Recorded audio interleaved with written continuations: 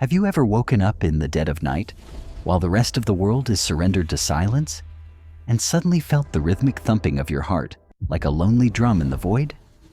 Perhaps that is the moment when the mask you wear all day, the mask of being okay, the mask of the professional, the mask of the provider, finally begins to crack. You stand before the mirror in the dim light, looking deep into your own eyes, and you ask, who is this person looking back at me? And why, in the vastness of this infinite universe, am I truly here? There is a heartbreaking truth that few dare to admit. We live in an era where we understand the distant stars better than we understand the sacred numbers governing our own lives. You have spent your youth chasing someone else's definition of success. Yet, when you finally touch it, you find only a cold, numbing emptiness. You strive, you sacrifice, you pour every drop of your life force into jobs, families, and expectations. But after all that, why do you still feel like a ghost in your own story? Why does abundance slip through your fingers like water? And why are the people you love the most often the ones who make you feel the most alone? The truth is not that the universe has abandoned you. It is because, in the frantic rush of this world, you have unknowingly lost your destiny code, a sacred cipher etched into the cosmic archive before you drew your first breath.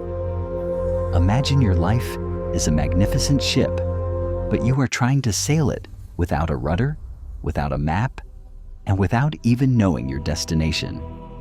You row until your hands bleed, fighting the waves, only to find yourself exhausted in the middle of a vast, indifferent ocean. That code you are missing. It is the only key to the door of true freedom. If you are here today, it is not a coincidence. It is a summons from the depths of your soul, asking you to stop, to listen, and to return to the path that was always written for you. Welcome to Numerology Chronicle, the annals of numbers. I am not here to lecture you on dry theories. I am here as an ancient storyteller, a keeper of the flames who has spent a lifetime turning the dust-covered pages in the library of souls. I know your heart carries scars from falls you have never told anyone about. I know the long nights you've spent staring at the ceiling, haunted by the fear of the unknown. In the next 20 minutes, we are not just going to find a number.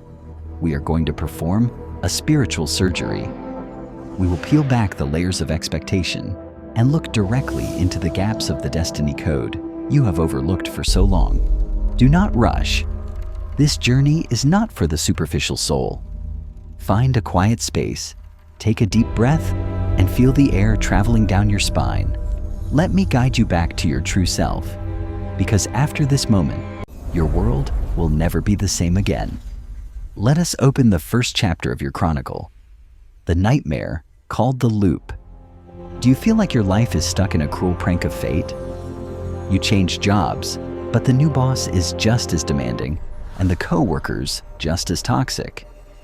You enter a new relationship, but the wounds and the arguments repeat themselves exactly like the one before.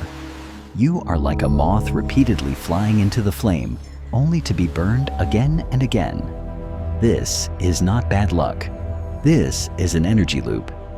Imagine you are a lonely lighthouse standing in the middle of a misty sea. Your purpose is to shine, to guide ships home. But inside that lighthouse, the light is covered by layers of dust, the dust of uncertainty and forgotten identity. You stand there, watching other ships reach their harbor, while you remain stationary amidst the storm. That loneliness you feel, it is not because no one is around you. It is the feeling that no one sees the real you. No one touches the secret longing within your spirit. You carry a sensitive, fragile heart, yet you have encased it in heavy iron armor just to survive. Are you tired yet? Do you want to take that armor off and finally breathe the air of freedom? In this universe, everything is energy, and every energy has a frequency. We humans are no different. When you were born, your name and birth date created a unique symphony. However, pain arises when you try to play a song that wasn't written for you.